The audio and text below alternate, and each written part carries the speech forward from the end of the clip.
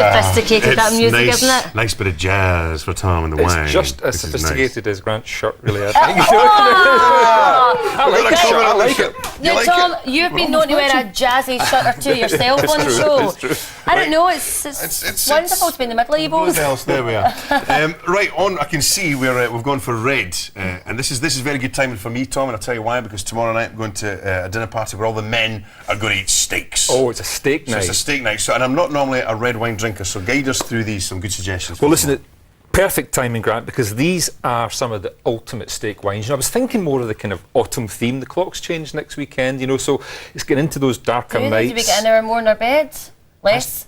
More. Oh, that's wonderful. Is that right? Yeah, and so thanks for that. You'll need that. But listen, and the reds are perfect for the autumn, perfect for the winter, and brilliant with steak. Okay, what's your first one? What are you going to tempt us with? Ultimate steak wine. This is a Malbec from Argentina. It's the Morador Malbec. It's £6.99 in Sainsbury's. So it's a really rich, ripe grape that comes from the Andes Mountains in Argentina. And have a little sniff of it. Okay. Because it's got that.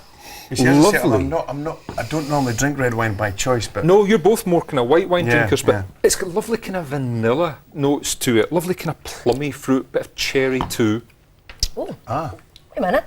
Isn't that lovely? Hot the bus. I quite like that. Is that working for you, Miss McManus? It's kind of silky smooth. It's got that smooth texture, but it's got deep fruit. Yes, and I think very nice. With your steak, you know, I think that's going to be absolutely perfect. Okay, and that is $6.99. $6.99 in Sainsbury's, which is not a bad price for a pretty serious, you know, big beefy red wine. Perfect with steak, perfect with roasts, you know, Sunday roasts and things like that as well. Just a really good all-round kind of meat wine. Like that one, nice. Like it a lot. Okay, next up. That's a good one. Number 2, we're switching over to France this time. And the second wine is the Mont Fitou, 2008. It comes from the south of France and it's £7.99 in Morrison's. And if you have a little sniff and a taste of this one, you've still got the oak giving those slightly kind of coffee bean notes, but a slightly brighter fruit in this, I think. It reminds me more of like raspberries and cherries more than the plums.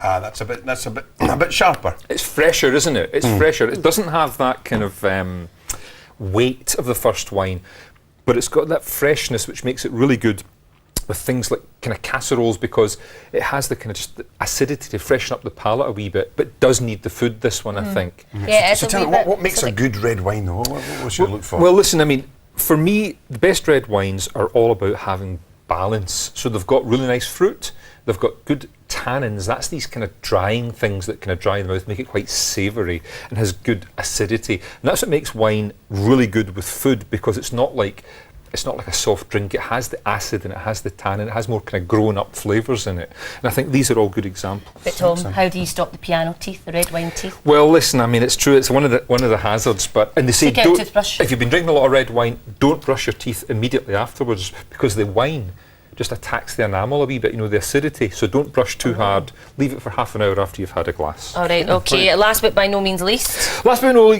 means least, and I hope we've saved the best for last. This is the Wrattonbully Tempranillo, 2009 rather. It comes from Australia, and it's £8.99 in Majestic. Okay. In Marks and Spencer's. Getting everything wrong tonight. £8.99 in Marks and Spencer's. Now, Tempranillo is a grape from Spain, the one that makes Rioja. So this is a kind of Australian take on Rioja. Okay. Right. And I love the fruit in this again. Cherry and plum. That hit, yes. That's got an aftertaste. It has, yes. It's quite a big wine, you know, quite big, lots of alcohol, lots of fruit, lots of oak, but you know, those really kind of deep, plummy flavours again. I also get a little bit of kind of vanilla from that, a bit of tobacco even running through it. I think it's terrific. Aye, it's special. It's strong. Yes, it is. That one is. You're right. You've served the one with the kick for the last. It's powerful. Tempranillo, the grape. In Rioja, they often serve this with lamb. And again, I would say that's a banker if you're having roast lamb or you're having lamb chops or something like that. It's a really good wine for that. All that spice and all that kind of richness. Strong. I think I preferred the first one. The first one was lovely. And it's the cheapest this week as well, Michelle. Well, cheap date, Tom. With me. Just for future reference. Just for future reference. £6.99. You could buy quite a lot of that. 20 quid.